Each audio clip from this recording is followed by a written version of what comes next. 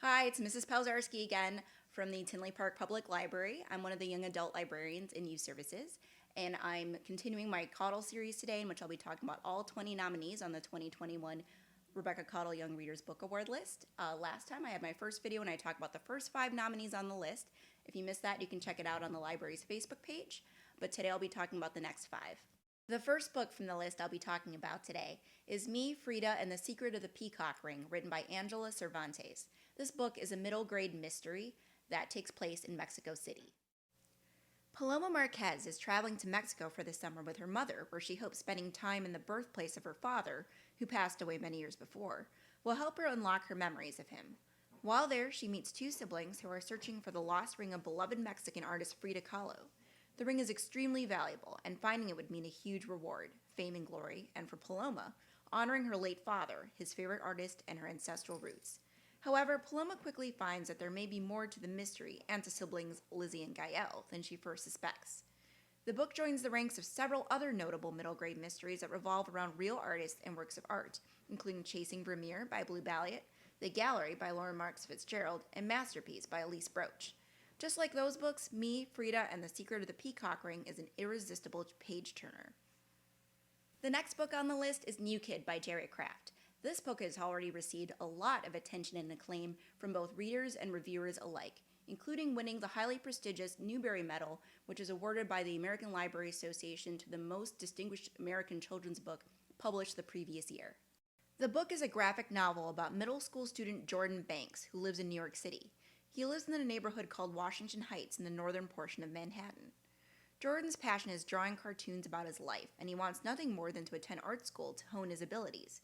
However, his parents really want Jordan to focus more on academics, believing that a rigorous education will open up many opportunities for his future. They send him to a prestigious private school in an upscale neighborhood in the Bronx called Riverdale Academy Day School, where Jordan finds that he is one of only a few students of color. Jordan's life becomes a balancing act between fitting in and making friends at his new school while staying in touch with his old life and his friends from his neighborhood. He finds himself torn between 2 worlds and wondering where that leaves him.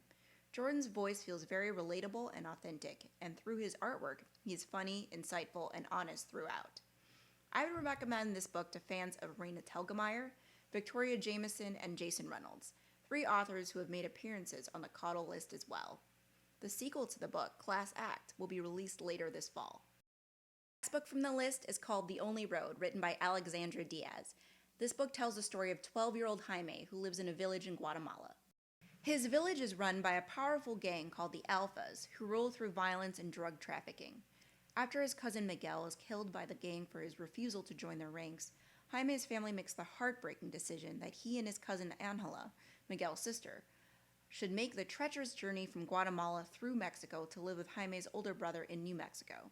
The journey is an arduous 1,500 miles long, and they have little with them as they encounter moments of both danger and compassion from fellow refugees and local inhabitants along the way. The book also has a sequel called The Crossroads. The next book on the list is called The Parker Inheritance, and it's written by Varian Johnson.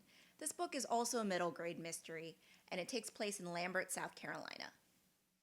Years ago, Candace's grandmother left Lambert as a laughingstock.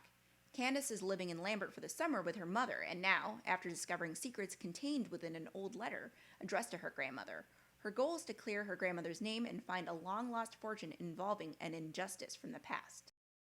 As Candace and Brandon Jones, a boy who lives across the street, begin to decipher the clues from the letter, they learn more about Lambert's history, both good and bad, and discover more about their own families.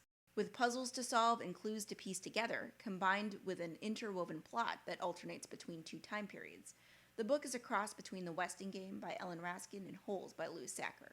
The last book I'll be talking about today is called Stormy Seas, written by Mary Beth Leatherdale and Eleanor Shakespeare.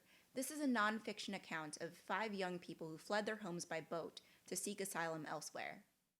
Avid Caudill readers will recall Refugee by Ellen Gratz, which I mentioned in my last video, won the Caudill Award last year.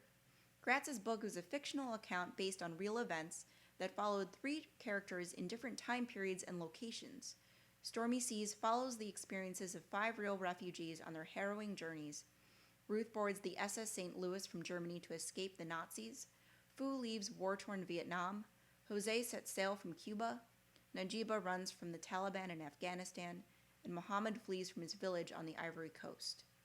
An informational text as well as a narrative, Stormy Seas also includes supplemental reading, timelines, photos, and sidebars throughout. Thank you so much for watching. I'll be back again to feature the next 5 books on the Caudill list.